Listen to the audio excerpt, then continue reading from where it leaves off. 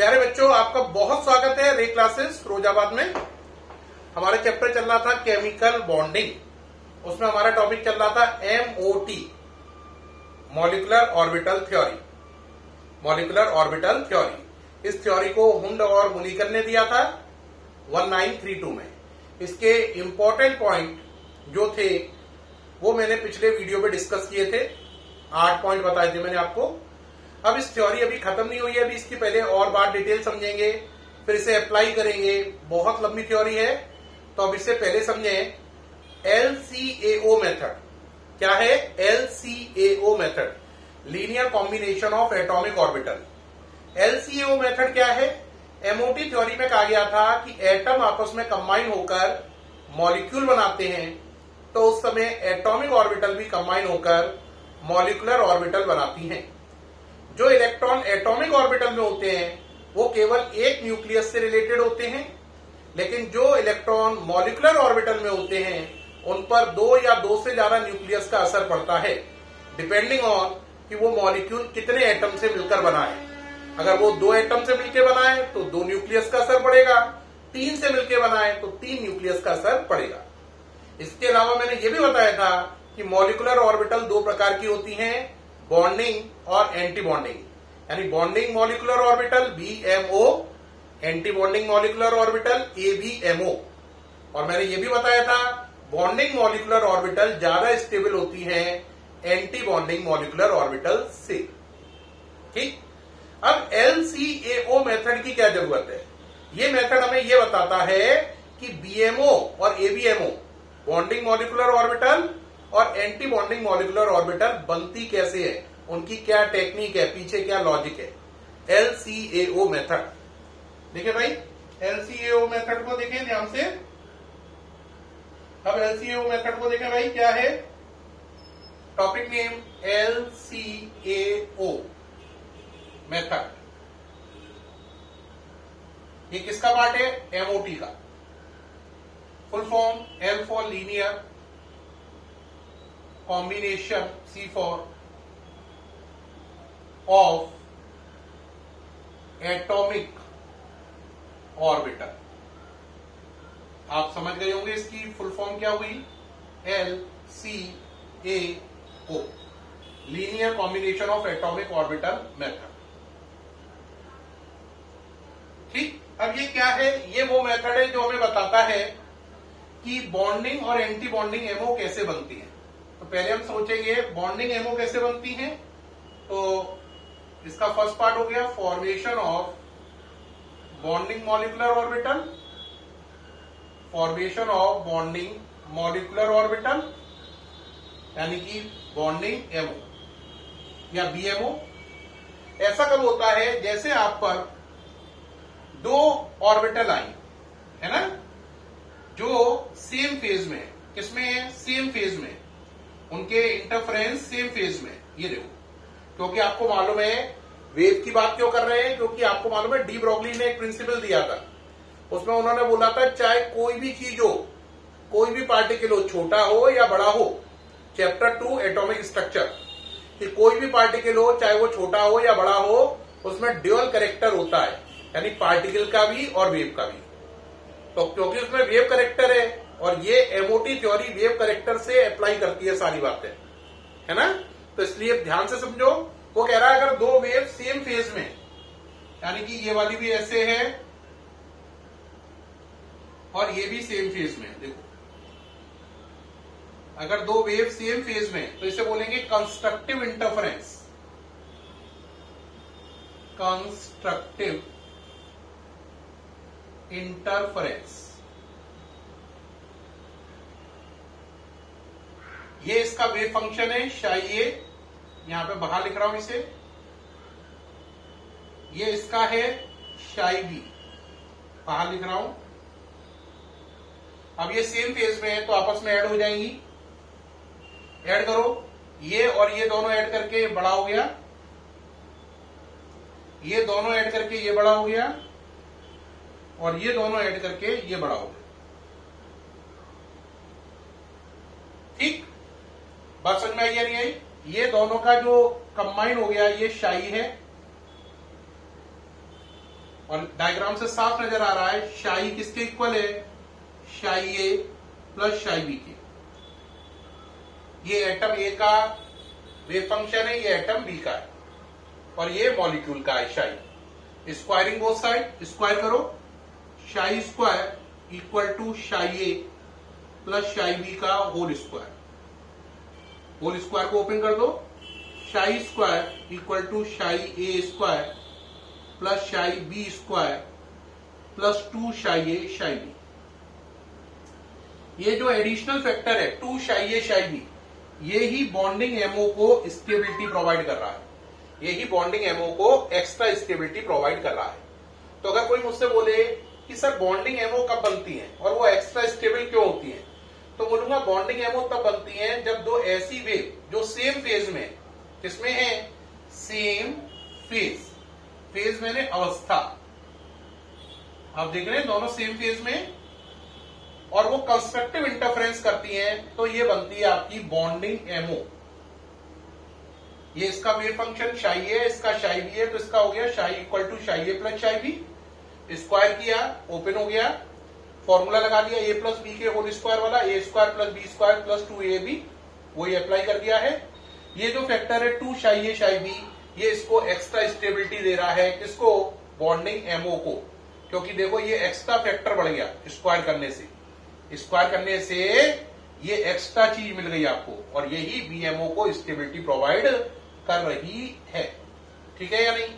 तो bonding ammo कैसे बनी, एलसीओ मेथड कहता है बॉन्डिंग एमओ तब बनती है जब दो ऐसी वेव आपस में कंबाइन करें जो सेम फेज में है और कंस्ट्रक्टिव इंटरफेरेंस कर रही हैं, और ऐसा करने पर जो एडिशनल फैक्टर डेवलप होता है 2 शाई ए शाई बी, वो ही स्टेबिलिटी के लिए रेस्पॉन्सिबल है। ये हो गया पूरा कंप्लीट है, ये कंप्लीट हो गया। अब नेक्स्ट चलेंगे formation of anti bonding ammo. क्या चलेंगे, formation of anti bonding ammo. क्या चलेंगे, formation of anti bonding ammo चलेंगे।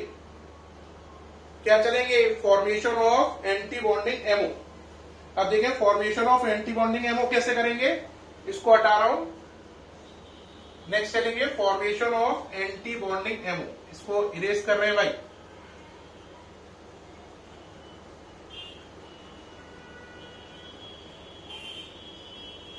ये इरेज हो गया, शुरू करें फॉर्मेशन ऑफ क्या, एंटी बॉन्डिंग एमओ। चलिए भाई, formation of ABMO, anti bonding ammo. इसमें क्या है, दो चीजें हैं।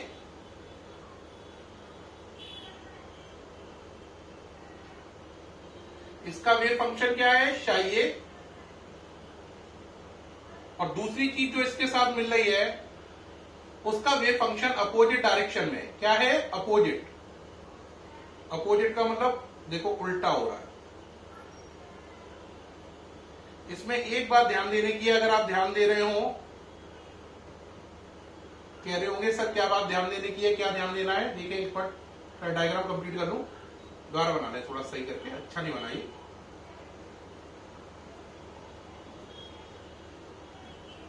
ये शाई भी है।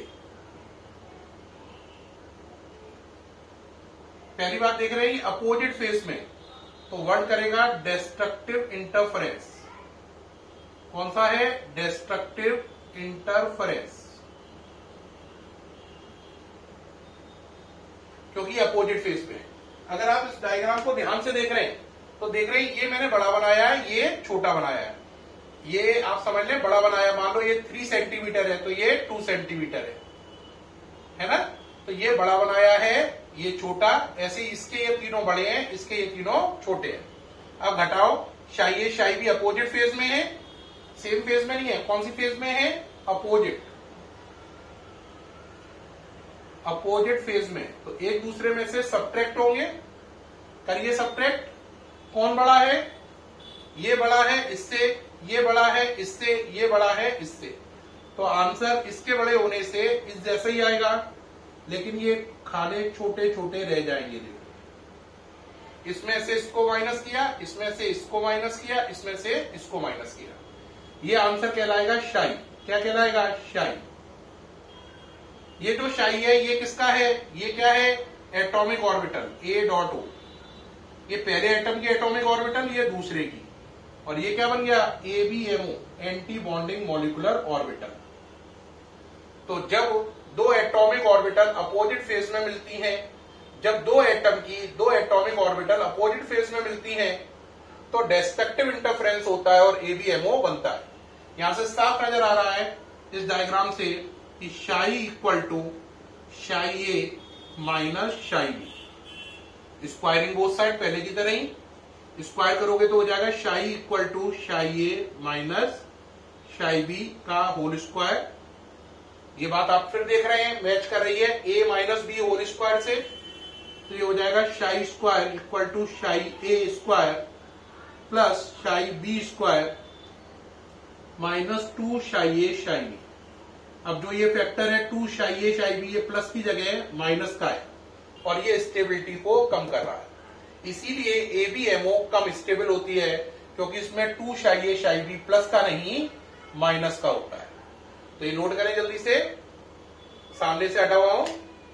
ये अपन क्या पढ़ रहे हैं, ABMO का बनना LCAO मेथड से। नोट कर लिया होगा उम्मीद है।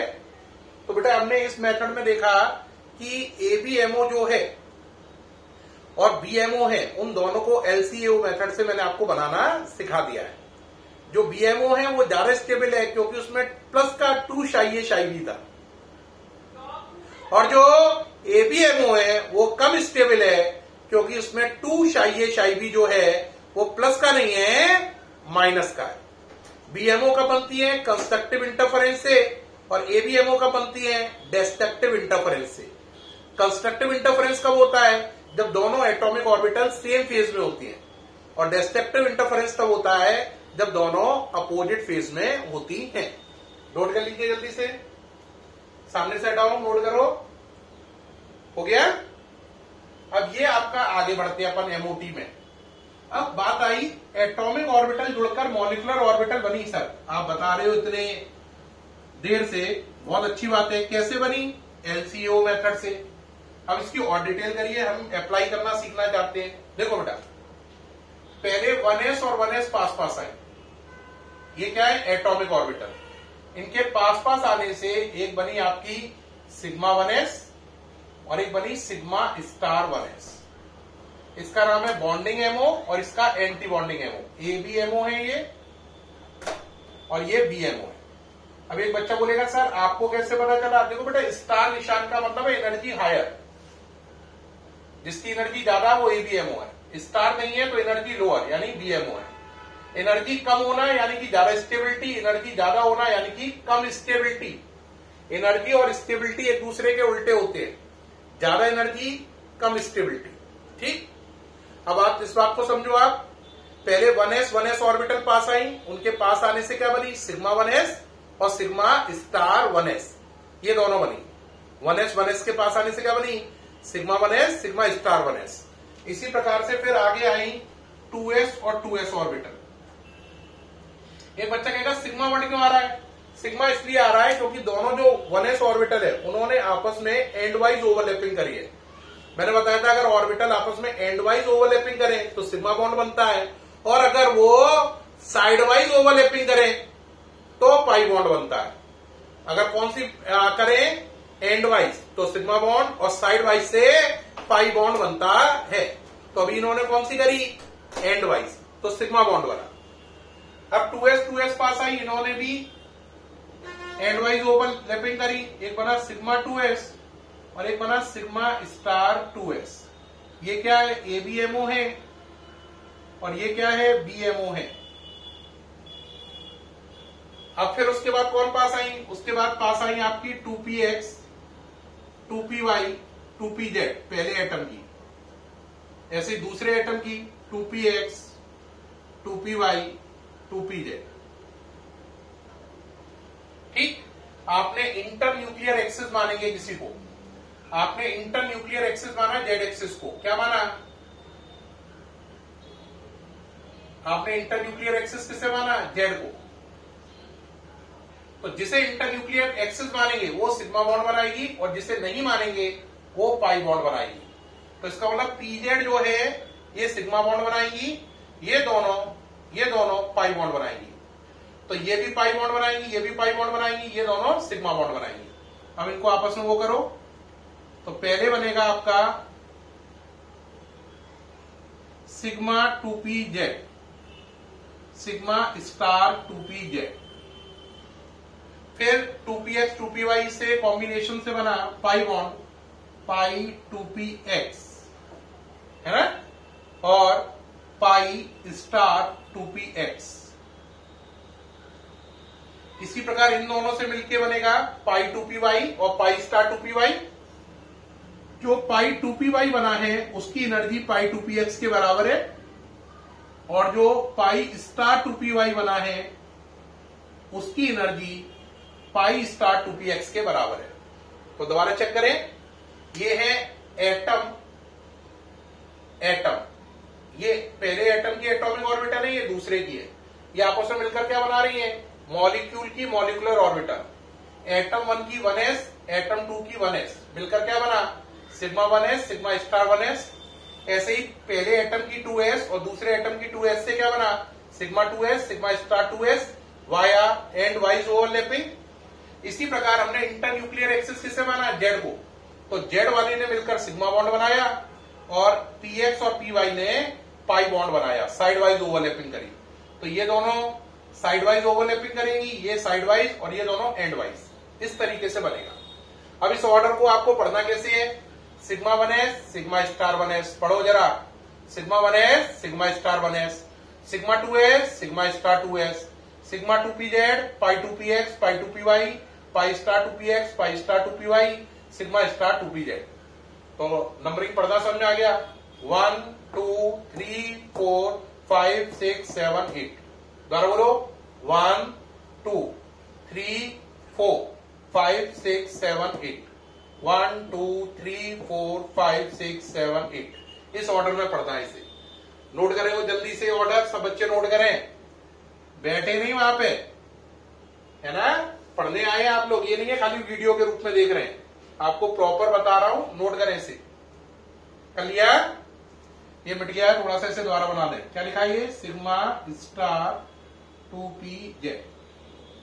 ठीक, अब नोट करें क्या ऑर्डर आ गया, हटा रहा हूं ये।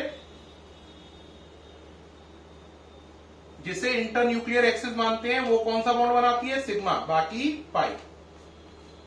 चलिए भाई, अब बताओ क्या ऑर्डर आया, sigma 1s sigma star 1s, sigma 2s sigma star 2s, sigma 2pz। फिर आगे चलो, पाई 2px equal to pi 2py। फिर उसके बाद था pi star 2px equal to pi star 2py, और फिर था सिग्मा स्टार 2pz। ये कहलाता है मॉलिक्यूलर कॉन्फ़िगरेशन। क्या कहलाता है, मॉलिक्यूलर कॉन्फ़िगरेशन। और ये वैलिड है किस किस के लिए, चेक करें, ये एप्लीकेबल है, ये वाला केस O2 है ना, F2 और Ne2 मॉलिक्यूल के लिए, ये इन 3 मॉलिक्यूल के लिए वैलिड है, O2 F2 और Ne2 के लिए। और आप कहोगे बाकी मॉलिक्यूल के लिए क्या होता है, बेटा बाकी मॉलिक्यूल में क्या होता है, ये पूरा इससे जगह बदल लेता है, यानी इसको ऊपर ले जाओ और इसको नीचे ले जाओ, यानी इन दोनों को इसकी जगह पे रख दो, इसको इधर ले आओ। तो बताओ क्या बनेगा, sigma 1s sigma star 1s, sigma 2s sigma star 2s। अब जगह बदलो, ये ऊपर आएगा पाई 2px equal to pi 2py, ये ऊपर आ गया। अब ये इनकी जगह पे आ जाएगा सिग्मा 2pz। फिर चलो, pi star 2px equal to pi star 2py, और फिर सिग्मा स्टार 2pz। क्या हो गया, आप देख रहे हैं, इसने इनसे जगह बदल ली, ये ऊपर चले गए, ये नीचे आ गया। ये ऑर्डर किसके लिए वैलिड है, H2 He2 Li2 Be2 B2 C2 N2 Cl- Cn minus हो गया भाई CO,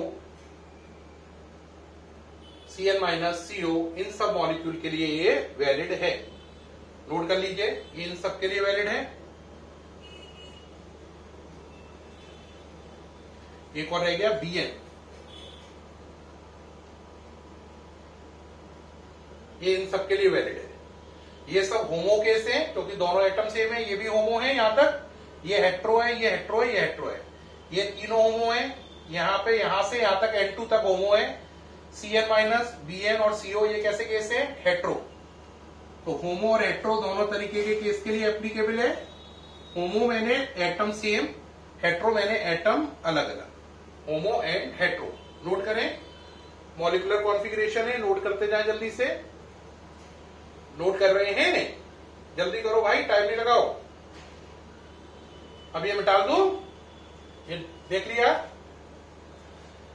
अब ये आपने देख लिया। अब करना समझाना शुरू करें, कैसे करें? देखो भाई, अब जैसे आपको इसे अप्लाई करना है, तो अप्लाई कैसे करें? जैसे एक बच्चा मुझसे बोलता है सर O2 मॉलिक्यूल है, क्या है? O2 molecule. मैं कहा ठीक है भाई, O2 है, सही है। O2 मॉलिक्यूल में बताओ O और O में कितना बॉन्ड बनेगा? O2 मॉलिक्यूल में O और O में कितने बॉन्ड बनेंगे? और ये बताइए इसका मैग्नेटिक फील्ड के अंदर बिहेवियर कैसा होगा? ये मैग्नेट से अट्रैक्ट होगा, रिपेल होगा? और ये भी बताइए इसमें अनपेयर्ड इलेक्ट्रॉन होंगे या नहीं होंगे? तो 3 क्वेश्चन आप मुझसे पूछ रहे हैं। O और O में कितने बॉन्ड, दूसरा ये मैग्नेटिक फील्ड में अट्रैक्ट होगा या रिपेल होगा, और तीसरी बात आप ये जानना चाहते हैं इसमें अनपेयर्ड इलेक्ट्रॉन कितने हैं। अब मैं कैसे करूंगा? मैं सोचूंगा O2 O और O से मिलकर बना है, O का मतलब 8 और दूसरे O का मतलब भी 8, यानी कि आप पर 16 इलेक्ट्रॉन है टोटल। अब 16 इलेक्ट्रॉन भरना शुरू करो, भरिए। 2 4 6 8 10 12 14 14 हो गए। अब 16 के लिए क्या करोगे? 2 इलेक्ट्रॉन बचे, इनमें इक्वल का निशान है, तो एक इसे एक इसे, क्योंकि निशान इक्वल का लगा, यानी जो भी है दोनों को बराबर दे दो अगर हो सकता है तो। अब इसकी जरूरत नहीं पड़ी तो इसे मिटा दूंगा, या अगर मिटा लूंगा नहीं तो इस पे लिख दूंगा 2pz पर 0, या तो 0 लिख दो या इसे मिटा के अलग कर दो। अब ये देखो O2 के लिए वैलिड है ना, तो ये O2 का चल रहा। अब कहोगे कैसे सर? अब बॉन्ड ऑर्डर क्या होगा? अगर अब आपको निकालना है बॉन्ड ऑर्डर, बॉन्ड ऑर्डर का मतलब कितने बॉन्ड है, तो ये होता है NB माइनस Na/2 फॉर्मूला होता है। NB minus Na/2। B का मतलब बॉन्डिंग इलेक्ट्रॉन, A का मतलब एंटी बॉन्डिंग। बॉन्डिंग इलेक्ट्रॉन वो हैं जिन पर स्टार का निशान नहीं है, एंटी बॉन्डिंग वो हैं जिन पर स्टार का निशान है। तो देखो बॉन्डिंग वाले गिनो, 2 4 6 8 10। ये 10 इलेक्ट्रॉन ऐसे हैं जिन पर स्टार का निशान नहीं है, 2 4 6 8 10। और जिन पर स्टार का निशान है वो गिनो कितने हैं? स्टार का निशान है 2 4 5 6। जिन पर स्टार का निशान है वो एंटी बॉन्डिंग, और जिन पर नहीं है वो बॉन्डिंग अपॉन 2। कितना हो गया? 4/2। कितना आ गया? 2। इसका मतलब O और O में डबल बॉन्ड होता है। कितना मजा आ गया, डायरेक्ट पता चल गया O और O में डबल बॉन्ड है। बच्चे को ना हमें ये बताना है शेयरिंग सिखानी है ना केयरिंग सिखानी है, no sharing no caring, direct answer आ रहा है मैथ्स के फॉर्मूले की तरह कि O और O में डबल बॉन्ड होता है। ना शेयरिंग सिखानी पड़ी ना पेयरिंग सिखानी पड़ी, सीधा आंसर डबल बॉन्ड है। अब देखो, अब बात निकालनी है अनपेयर्ड इलेक्ट्रॉन कितने हैं। देखो ये तो 2 2 2 2 लिखा हुआ है, यहाँ पे 1 लिखा है, यहाँ पे 1 लिखा है, तो अनपेयर्ड इलेक्ट्रॉन कितने हैं? 1 और 1 2। तो अनपेयर्ड इलेक्ट्रॉन कितने हुए ऑक्सीजन में? 2। तो डायरेक्ट आंसर आ गया अनपेयर्ड इलेक्ट्रॉन 2 है। इस थ्योरी को, MOT को बहुत सफलता जो मिली वो इसी वजह से मिली कि O2 के अंदर उन्होंने बताया 2 अनपेयर्ड इलेक्ट्रॉन है। वरना दुनिया का हर साइंटिस्ट, और आप अगर हल्की सी बुद्धि रखते हैं तो आप सोचोगे कि O2 के अंदर अनपेयर्ड इलेक्ट्रॉन होते ही नहीं है। क्यों? O और O से मिलकर बना 8 और 8 16, 16 के 8 पेयर बन जाएंगे। तो जब 16 के 8 पेयर बन गए तो अनपेयर्ड इलेक्ट्रॉन होगा ही नहीं। लेकिन इस थ्योरी ने साबित किया कि 16 इलेक्ट्रॉन हैं, लेकिन इसमें अनपेयर्ड इलेक्ट्रॉन 2 हैं, एक ये एक ये। एक इलेक्ट्रॉन है अनपेयर्ड π*2px में, एक है π*2py में। तो इस थ्योरी ने जब अनपेयर्ड इलेक्ट्रॉन साबित किया तो लोगों ने कहा अगर ये थ्योरी सही है तो ऑक्सीजन में करके देखो ये अनपेयर्ड इलेक्ट्रॉन है या नहीं। तो अनपेयर्ड इलेक्ट्रॉन को चेक किया गया। इसके लिए क्या करते हैं, मैग्नेटिक फील्ड लगाते हैं। अगर आप पे अनपेयर्ड इलेक्ट्रॉन है तो आप मैग्नेटिक फील्ड से अट्रैक्ट होंगे और आप कहलाएंगे पैरामैग्नेटिक, और अगर अनपेयर्ड इलेक्ट्रॉन नहीं है तो मैग्नेटिक फील्ड से रिपेल होंगे और कहलाएंगे डायामैग्नेटिक। तो अगर कोई चीज रिपेल हो तो उस पर अनपेयर्ड इलेक्ट्रॉन नहीं है, वो डायामैग्नेटिक है। अट्रैक्ट हो तो उस पर अनपेयर्ड इलेक्ट्रॉन है और वो पैरामैग्नेटिक है। सब लोगों के मन में था कि ऑक्सीजन क्या है, अनपेयर्ड इलेक्ट्रॉन नहीं है, डायामैग्नेटिक निकलेगा। वर्ल्ड के 95% साइंटिस्ट यही मान रहे थे कि ये थ्योरी बिल्कुल कूड़ा है और O2 जो निकलेगा वो डायामैग्नेटिक निकलेगा, उसमें कोई अनपेयर्ड इलेक्ट्रॉन नहीं निकलेगा। लेकिन जैसे ही एक्सपेरिमेंट हुआ O2 निकला पैरामैग्नेटिक और वो मैग्नेटिक फील्ड में अट्रैक्ट हुआ। हिस्ट्री क्रिएट हो गई कि O2 मॉलिक्यूल अट्रैक्ट हो रहा है। वाओ, MOT थ्योरी एकदम बुलंदी पर, होंड और मुलिकन का नाम एकदम टॉप पर, बिल्कुल एकदम सितारे बन गए वो, और बिल्कुल आप ये मान के चलिए एकदम ही ब्रांड बन गए बहुत बड़ा। वाओ, कमाल कर दिया आपने, पूरी केमिस्ट्री चेंज कर दी। तो ये इस थ्योरी का सबसे बड़ा कंट्रीब्यूशन है, क्योंकि इसने पहली बार साबित किया कि 95% साइंटिस्ट गधे थे, गलत थे, और वो सोचते थे कि O2 मॉलिक्यूल कैसा है, सारे इलेक्ट्रॉन पेयर्ड हैं और वो डायामैग्नेटिक है, जबकि वो निकला कि 2 इलेक्ट्रॉन अनपेयर्ड है और वो पैरामैग्नेटिक है। ये इस थ्योरी का सबसे बड़ा टर्निंग पॉइंट था, जिसने इस थ्योरी को इतना लाइमलाइट में लाया कि ये पूरे डिकेड की, बल्कि कहिए 2-3 डिकेड की, यानी कि 30-35 सालों की सबसे नंबर 1 थ्योरी में कन्वर्ट हो गई। धूम मच गई।